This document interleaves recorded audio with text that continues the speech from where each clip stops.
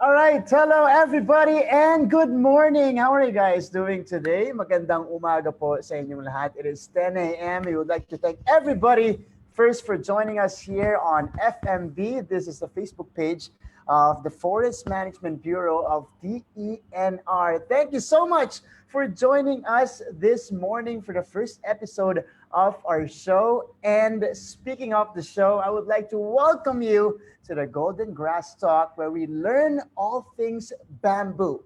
That is right. This is an informative show that will help us explore the largest grass in the world, that is bamboo. Because for casuals like me, and for some of us here, alam lang natin na bamboo is the largest grass, it's very durable, which is why it's created to a lot of products. Pero dito, matututunan natin yung iba-iba niyang benefits at syempre contributions as well to the environment. That will come, of course, from our credible speakers that we have invited here on the show. But before I continue, allow me to introduce myself first. I am Martin Javier, and I'll be your host for the entire 2 episodes, actually, of the Golden Grass Talk that starts today on a Wednesday. It is September 16 today. And I'm honored to be here as your host, and I'm as excited to learn more about bamboo in just a little bit. But before we continue again, allow me first again to thank our friends from the FMB, or Forest Management Bureau, for putting this all together, for producing this show in celebration of World Bamboo Day 2020 that will be happening, by the way, in 2 days, September 18, 2020. Now, I did mention earlier that we invited a couple of guests or a lot of guests here on the show. And I know you guys are wondering, who will we get the information from? Kanino tayo matututo ngayong umaga? Well, we invited credible speakers. And I mean, this is top tier people from the industry. And I cannot wait to introduce them to you. Now, on that note, wag na po nating patagalin pa. Umpisahan na natin ang usapan about the golden grass, bamboo here in the Golden Grass Talk.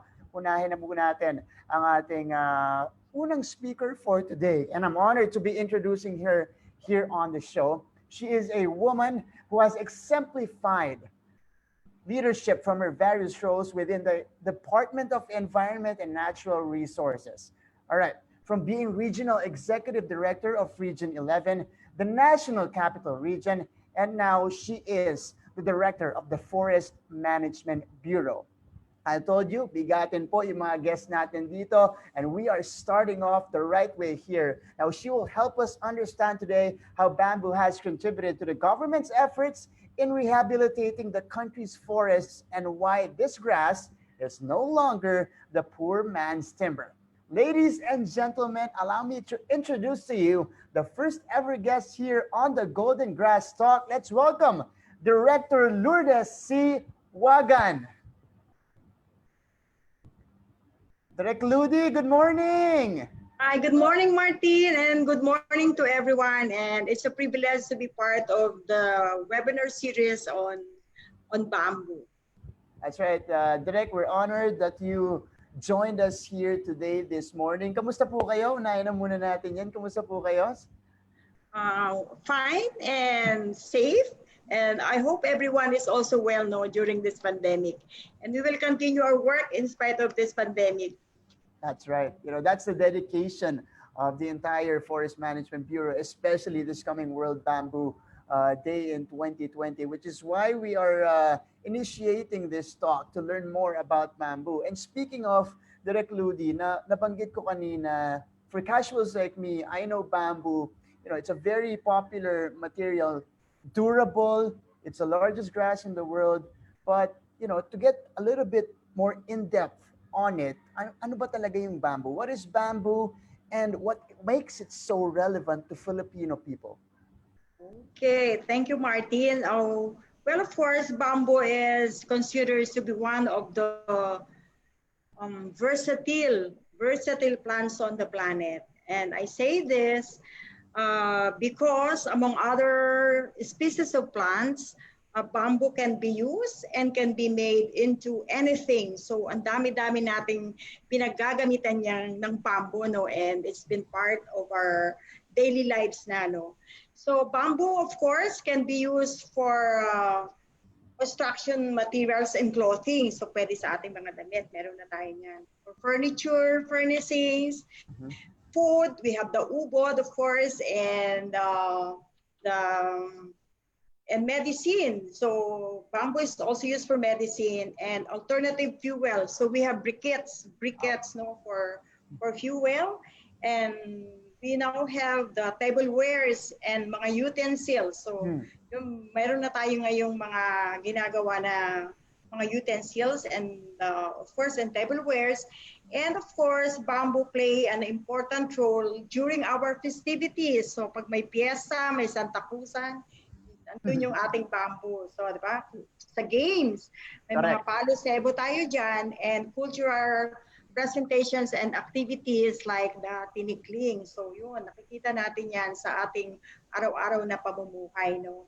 So, ngayon, the relevance of bamboo to our daily lives has become more and more evident kasi meron na tayong mga innovations and emerging technologies such as for the production ng speakers, musical instruments, you know, we have the bamboo organs Hmm. and also bicycles for high-end market. Ito mga bicycles na ito, ang gaganda talaga ngayon and it costs a lot, no? We also have sanitary clothes and napkins. And for those who are very interested in beer, like for the men, meron na po tayong production ng Ooh. beer ngayon. And even as additives in fragrances. So sinasama na natin yan sa mga pabango, which makes bamboo a very essential material for our contemporary Filipinos. No? So, ayun, na hindi rin nakakagulat na tayo mga Pilipino has developed cultural band with bamboo, diba? So meron tayo niyan. And syempre, dahil nagkaroon tayo ng cultural band with bamboo, not only because it provides us benefits and services, but because of our Philippine showcases yung Filipino identity natin, 'di ba? Tayong mga Pilipino ay endurance. We endure a lot, no? Flexibility, and of course, yung resiliency. Napaka-resilient natin kahit may bagyo, kahit may paghihirap, kahit may pandemic. Filipinos are very much resilient, and this is very much similar to the characteristics of the bamboo. So practically, bamboo becomes part of our lives and our culture. Thank you. That's right, Direk. That's a great answer to our first question here, and I love what you said about versatility nitong bamboo. And the companies continue to explore on this, diba? They continue to take risks on bamboo and creating new products on it. At nabanggit mo kung gaano kalapit talaga itong bamboo sa mga Pinoy. Direkta pala yung mga values natin or qualities natin as Filipinos, makaka-relate din tayo sa bamboo. All right, Direk, how many species ba ang meron nitong bamboo at the present, as of the present, and meron ba tayong native species ng bamboo? Yeah. Actually, meron tayong more than 1,000 species of bamboo Wow. globally. So all over the world, meron tayong 1,000 yan. And in the ASEAN region, about 200 varieties of bamboos can be found in this area. And about 70 species of bamboo also can be found in the Philippines. No? And we are very, very much fortunate in the Philippines because we have 15 endemic species in the country. So 15 yan. Which means na itong 15 species na ito ng sa country natin, ay matatagpuan lamang sa country natin. So itong 15 species na ito, hindi ito matatagpuan sa ibang bansa, kundi matatagpuan lang ito sa Pilipinas. Wow. So ang mga example niyan would be, we have boho, we have bayog, ginagamit yan sa construction materials natin, laak, tagisi, and many more others. So kaya tayo ay napaka-fortunate na meron itong mga endemic species sa Pilipinas. And it is safe to say that there are suitable bamboo species na meron tayo dito sa Pilipinas that we can utilize and use in adverse circumstances and also for specific purposes. So meron tayo yan lahat dito sa Pilipinas. So napaka ano natin, napaka ano ba tong sa Tagalog? Napaka lucky, lucky Tagalog. Lucky. Swerte. O, di ba? We Ayun. are blessed. Actually, the right word is blessed. So we are blessed to have this endemic species in the country. That's right, Direct Ludi. We are hashtag blessed to have bamboo, have all of these species of bamboo originating from the Philippines. Pero yung bamboo, alam ko, Direct Ludi, naging parte na to ng isa sa mga pinakamalaking programa ng DENR, which is the National Greening Program. And it's been recommended ever since 2011. Now, paano ba ito directly nakaka-contribute para ma-achieve yung mga objectives nitong National Greening Program natin? Okay. Actually, yung bamboo is considered as one of the priority species natin under the National Greening Program. So, sa totoo lang, we were able to plant around 80,000 hectares of bamboo from 2011 to 2019. And we have engaged about 16,000 families, upland families, Wow. in the plantation, establishment, in protection, and of course in the establishment ng mga planting materials natin for bamboo. So marami po tayong natulungan doon sa ating mga upland families, no. So this year, the DNR decided to intensify the establishment of bamboo plantations all over the country. So parang lalakihan na natin ang target natin for bamboo. Mga about 50% now of our target under NGP is devoted to bamboo. So yung mga people natin in the field at saka ating mga communities are already planting more bamboos, no? Pero bakit? Ang tanong, bakit ba? We see bamboo as a two-pronged solution to the attainment of the objectives of the program. So meron kami dalawang objectives yan. First, of course, is the environmental consideration. So, yung bamboo ay nakikita namin na magandang isa potential for soil stabilization and erosion control. So, yun. Lalo na kung nandun sa mga matatabi ng ilog, mas maganda siyang pang-stabilize at hindi mababawasan yung mga lupa doon sa ating mga rivers and banks, no? Meron din, we also considered the bamboo as a fast-growing species, and syempre, low-cost din yung rehabilitation natin ito ng degraded lands. Ganyan. And in terms of climate change, yung bamboo is a high carbon sequestration potential, so mas marami siyang na-absorb na carbon, and i-discuss yan sa atin ni Asek Calderon mamaya, no? Diba? Potential ng bamboo for climate change. So, i-discuss niya yan. And of course, this is really highly adaptable. So, dahil sa highly adaptable, the bamboo is a very good planting material. So, kaya, for environmental reasons, kaya namin pinili talaga itong bamboo. Second, of course, is its economic considerations. Siyempre, si bamboo is a good substitute for wood, and there is a high demand globally. Kahit nga locally, marami rin tayong demand for bamboo, diba? Ginagawa na natin ngayon yung mga face shield, ang laki-laki na using bamboo material. So, ang dami-dami niyang demand at hindi na makakope yung community that are producing this, no? So, and dahil sa malaking potential noon, kaya in-intensify namin talaga itong ng demand for bamboo. We intensify the planting of this bamboo. So, and ang isa pang advantage nito, we can harvest bamboo in 5 years upon its establishment. So, 5 taon lang, pwede na po tayo mag-harvest ng bamboo. And yung advantage pa niya, mag-harvest lang tayo ng 3 hanggang 8 poles. Alam niyo yun yung pag ano, no? 5 to 8 mature poles na ganyan. Kaya may iwan yung per clump. Clump ang tawag doon sa buong bamboo clump yun. So 5 to 8 lang yung i-harvest mo doon and mamimaintain yung other holes doon sa clump kaya hindi ka na uli magtatanim.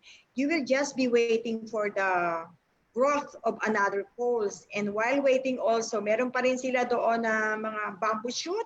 So pwede, mga 15 bamboo shoots yun. So pwede ka namang mamili doon para they can use it for their immediate needs. No? So kaya maganda rin na meron silang pagkukunan ng kanilang pagkain or for livelihood nila. So, yung bamboo rin is being intercrop with agricultural crops. So, kasi ang distance niya ay mga 7 by 7. So, meron kang areas para magtanim ka pa ng agricultural crops, which becomes more inviting for people in the uplands and indigenous peoples and even in urban communities because if you plant this in between the bamboo, it will provide basic necessities and sustainable source of income sa ating mga community. So napakaganda nito. So siyempre economic at saka environmental considerations and livelihood for our people of course. And all in all, the bamboo plays a crucial role in attaining the enhanced national greening program. So talagang go tayo for bamboo. Yun. Direk Ludi, sa lang masasabi ko, no wonder it is the priority in your national greening program. Grabe, lahat yata ng advantage nasa bamboo na easy to produce and durable, can be easily produced to a lot of products as well. But Direk Ludi, maraming salamat po sa pagsali nyo sa amin ngayong umaga. Salamat din Martin and again, isang makakalikasang umaga po sa ating lahat. And once again, everybody give it up for Director Lourdes Wagan of the Forest Management Bureau. Napakarami po nating natutunan. And that is just our first guest today. We are far from over. Actually, we're halfway done already. We have another one coming up na nabanggit kanina ni Direk Ludi. Ayan, si Asek Rick, mamaya po makikilala na natin. Stay tuned because he will share with us the relevance of bamboo in biodiversity and climate resilience, which I'm very interested about. Watch out for that. The Golden Grass Talk will be right back.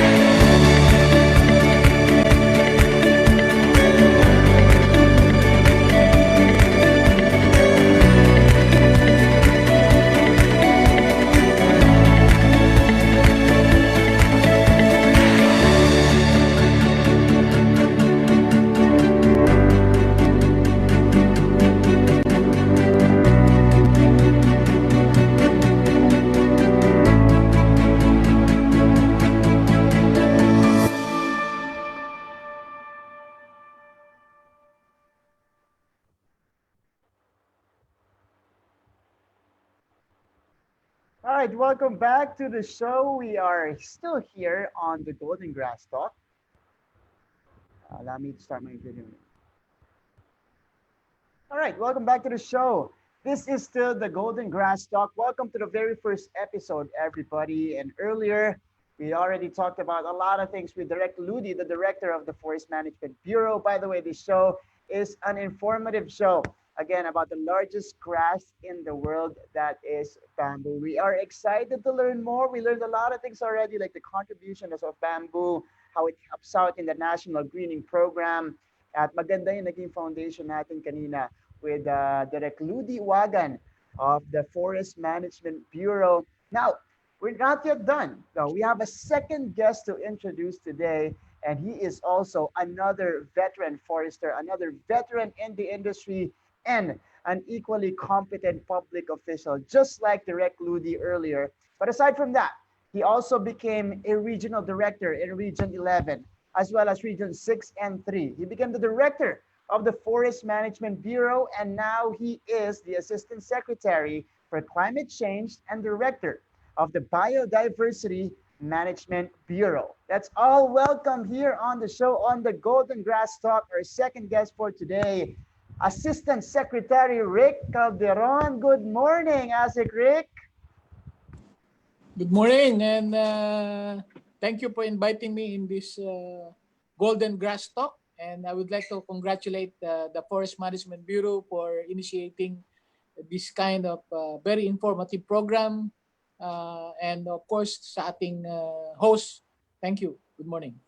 We're honored that you're here with us, Asik Rick. Magandang umaga po. Kamusta naman kayo?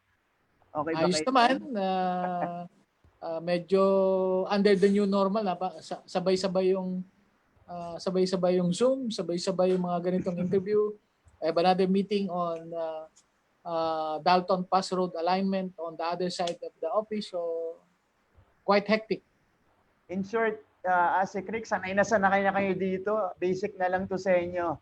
Alright. Napakahirap din itong new normal na ito kasi minsan maraming gadget sa harap mo na iba-iba. Yun yung talaga main adjustment natin ngayon. Pero as Yeah. kanina, marami na tayong pinag-usapan with Direct Ludi, mostly about the contributions of bamboo, paano siya nakakatulong, especially dun sa mga programa ng DENR. Now, we go in depth with the issues of the environment now. And we're talking about one of the biggest ones here, that is climate change. Now, hinapyawan yan kanina ni Direct Ludi on how it actually helps. But can you expound on the contributions ng bamboo in mitigating the effects of climate change? Thank you. Pero gusto kong balikan yung historical perspective ng bamboo. No? Malapit sa atin ng bamboo sapagkat pag sumayaw ka ng tinikling, hindi pwedeng wala kang bamboo. At pag sinabi natin yung musika, meron tayong historical bamboo organ na napakalapit sa ating kultura. No? But going into the climate change, napaka-importante ng bamboo. Technically, bamboo is a tallest grass. No? Ito yung malaking, alam naman natin, pag nating grass, tinutuntungan lang natin. Pero ito yung grass na tinitingala natin. At pag sinabi mo, kung ikaw ay lumaki ka sa bukid, no? Hindi ako maniniwala nakatikim ka ng labong na napakasarap na pagkain at gulay, no? At napakasustansya pagdating sa ating kanayunan, no? But when we talk of climate change, ang bamboo, alam mo, napaka-importanting plant indicator ang bamboo. Doon sa mga farmers natin na naghahanap ng tubig, bamboo is an important indicator na doon sa lugar na yon ay may tubig, ano? So ginagamit ito ng mga hydrologists as an important plant indicator na sa lugar na yon ay may tubig pag ang bamboo ay naturally growing in that particular area. When it comes to biomass, napakataas ng biomass at carbon storage potential ng bamboo because bamboo is a permanent sink. Kaya napakataas ng kanyang carbon sequestration rate na ginagawa. Because kita mo naman ang bamboo, berdeng-berde yan. At pag tinanaw mo sa malayo, Sabi ko nga sa'yo, titingalain mo yung bamboo, hindi mo tutuntungan. Correct. Tama, Asikri, kasi ang tataas talaga niyan. But magandang na naririnig natin yan because bamboo, again, it's one of the, most common plants, grass here, especially here in the Philippines. Maraming species na nandito. So it's good that at least we know that somehow we're also contributing to the cause that is climate change, or at least we're addressing the effects of climate change. But Asik, rather, how about in protecting the country's biodiversity? Paano naman nakakatulong dyan sa aspetong yan, itong bamboo? Napaka-importante na binanggit kanina ni Director Ludi at binanggit mo rin ilan yung mga endemic species ng bamboo natin. Yun yung napaka-importante. No? As much as possible, highly regulated yung pag-i-introduce ng mga other bamboo species coming from other countries. Kasi baka dumadaan sa proseso, baka ang ma-introduce natin ay mga invasive bamboo species. Kasi may bamboo species din galing sa ibang bansa na tends to be invasive and pwedeng patayin ito yung ating mga natural bamboo species. Yung mga natural bamboo species natin, yung ating mga kawayan tinik, yung ating buho, yung ating giant bamboo. Ito yung napaka-importanting bamboo species na ating pinoproteksyonan at iniingatan na meron din kasing gusto mag-import nitong ating mga bamboo species na ito. Baka genetically gayahin nila at i-injure nila sa kanilang bansa, no? Because ang ating bamboo can capture 149.9 tons of carbon dioxide per hectare, no? On its first 7 years. Kasi fast growing ang ating bamboo species, yung ating natural bamboo. They are very versatile and they survive in any condition and available in wide ranges and sustainable nationwide. Kung makikita mo, yung bamboo, famous yan sa China. No? And merong nag-propose ng importation ng ating bamboo para dalhin dito sa bansang ito. Pero hindi tayo pumayag. Bakit? Baka yung genetic composition ng bamboo ay gayahin nila at i-propagate nila sa kanilang bansa kasi giant yung bamboo natin. Kung mapansin mo, yung ating bamboo sa Pilipinas ay clamp, no? Samantalang sa temperate countries, they are solitary, no? Individual lang yan. Kung nanonood ka ng Korean telenovela, meron doon na bamboo forest pero individual, no? Sa Japan, sa China, individual yan. Sa atin, kumpul-kumpul siya, no? At iba yung lasa ng ating labong. Iba yung lasa ng ating labong. Because in other countries, they are using it aside from textile. They also flavored food itong labong na ito, no? So napakasarap ng ating labong, especially para itong manok. Iba yung manok na controlled sa poultry, iba yung pre-roaming chicken, no? Sinasabi natin na manok Tagalog, manok Bisaya, iba po ang lasa noon. Ayan, napakarami kong natututunan dito, Asik Rick. At napansin ko rin, napakaswerte talaga ng mga Pilipino kasi meron tayong mga gantong species na naturally nag-grow dito sa Pilipinas. Pero Asik Rick, marami na ngayong mga kumpanya, nabanggit ko kanina, na nag-e-explore sa bamboo, gumagamit ng bamboo as material to their products. Now, the question is, do we see bamboo in the immediate future as a good alternative to wood? Maaari ba nitong i-replace completely ang wood? Tinitingnan natin yan. Siguro, talking bamboo sa construction material, napakaganda ng bamboo sa finishing material for flooring, no? Because yung sinasabi natin na engineered bamboo na kung saan pinagdidikit-dikit ito, no? And then ginuglo siya, then nilalagay ulit at napakaganda ng kanyang grain, no?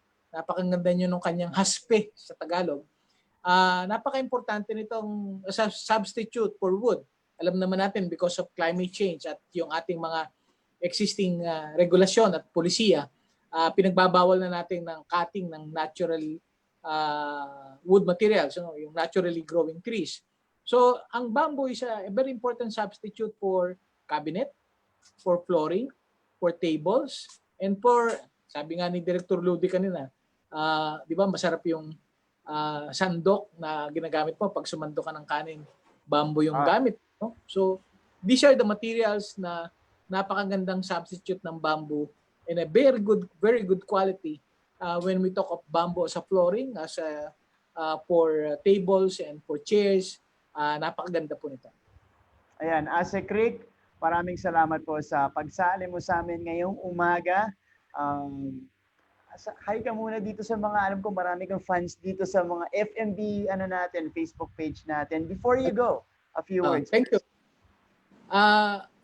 Napakaganda po yung ginagawa ng ating ng DNR, giving emphasis on bamboo as a prime commodity sa National Greening Program.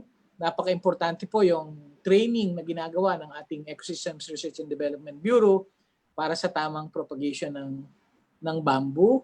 Napaka-importante po para quality yung ating planting materials at napaka-sensitive po kasi ng bamboo sa planting material at tama po itong ginagawa ng FMB na pinapalawak natin ang kaalaman ng publiko at napakagandang lalaki ng kanilang host.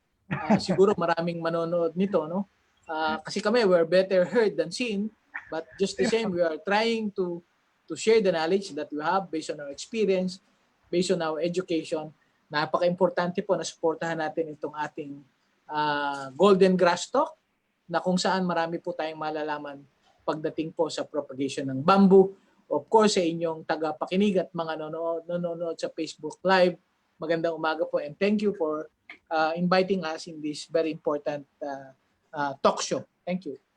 Ase Creek, I'm sure maraming viewers dito natutuwang nakikita ka nila ngayon. Mas okay yan. At nakakapanibaga din pag nakikita ka nila at naririnig at the same time. Maraming salamat po, Assistant Secretary Rick Calderon. Thank you so much again for joining us and gracing us with your presence right here on the show. There you go.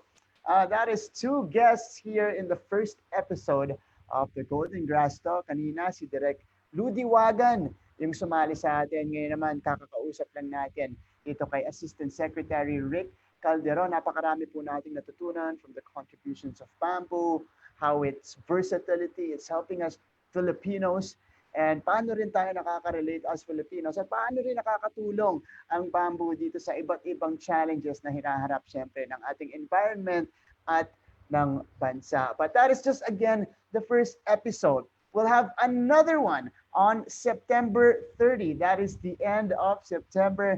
And again, we'll be talking about all things bamboo. We're still right here on the Golden Grass Talk. So iba't ibang guest din po yung ating iimbitahin dyan. Kaya abangan niyo po yan.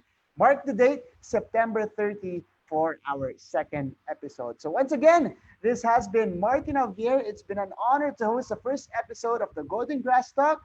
I'll see you guys on September 30 again. Have a nice day, everybody.